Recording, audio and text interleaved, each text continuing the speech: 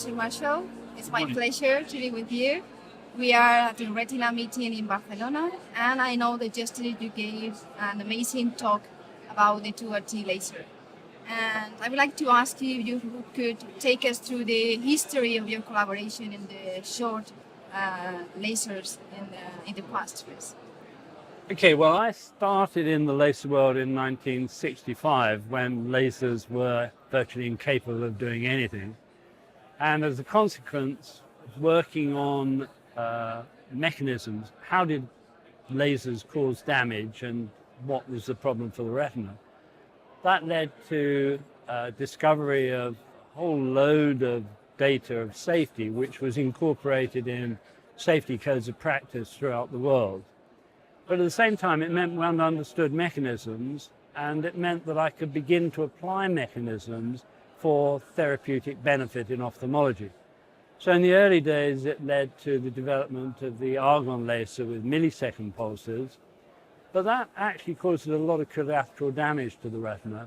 So a lot of us worked together to shorten the pulse duration, and we had microsecond lasers or micropulse. But again, that was still causing some secondary damage to the photoreceptor cells. So that's what led to the development of this system, 2RT, with a nanosecond pulse duration, but most importantly, a discontinuous beam distribution. So this causes minor changes in the pigment epithelium, which are beneficial, but no collateral damage to the overlying photoreceptor cells. So apart from your collaboration with the development of the lasers, I know you've done an incredible research in the retina and the eye. Could you please tell us about your pioneering investigation about the Bruch membrane and its implication on the development of the aging in the eye, please? Okay, well, the major risk factor in age-related macular degeneration is age. And the older we get, the higher the probability that we will have some central retinal dysfunction. And I was intrigued by this, like many others. And 30-odd years ago, we started quite a big investigative program. And contrary to popular belief, the problem is not so much in the retinal pigment epithelium, it's actually in the underlying Bruch's membrane, which separates the RPE from the underlying choroidal supply. And and this is surprising, by our 40s, there is a significant build-up of predominantly lipid debris within Bruch's membrane, and that impedes transport of nutrients from the choroid into the retina and transport of waste products out. And that problem gets worse and worse and worse as we get older. So really, the big problem is build-up of debris within Bruch's membrane as a function of age. And this system is designed to clear that by activating the natural enzymic processes present in the outer retina.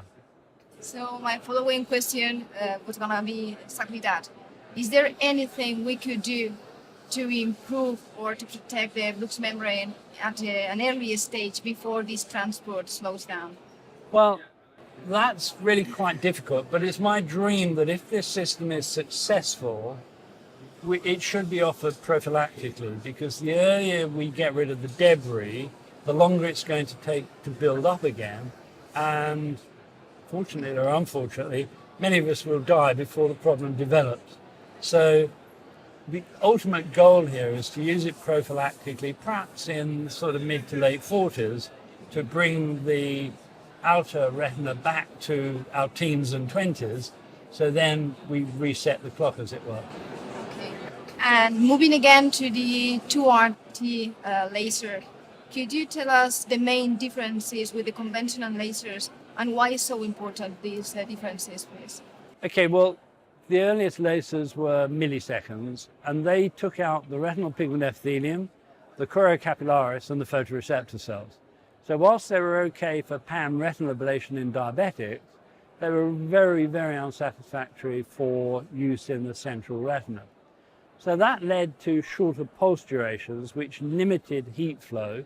So the idea of 2RT was, could we actually produce a system which damaged the retinal pigment epithelium, bringing about the therapeutic component and significant release, without any collateral damage to the choriocapillaris, or the overlying photoreceptor cells. And so 2RT is a system which works by micro-disruption, no heat, causes the pigment epithelium to be lost in some areas. That is supplemented by migration, and when the cells migrate, they release the metalloproteases, which are the systems which clean up Bruch's membrane. I know you have commented with the differences of the conventional laser something about the safety, but could you make a summary about the safety concerns of this 2RT laser, please? Okay, well, we've had 30 years plus of laser treatment of the retina. I've been working on it for 50 years, so the safety issues with lasers are extremely well understood. The problem of going from milliseconds to nanoseconds was a concern about producing retinal hemorrhages, bursting Bruch's membrane.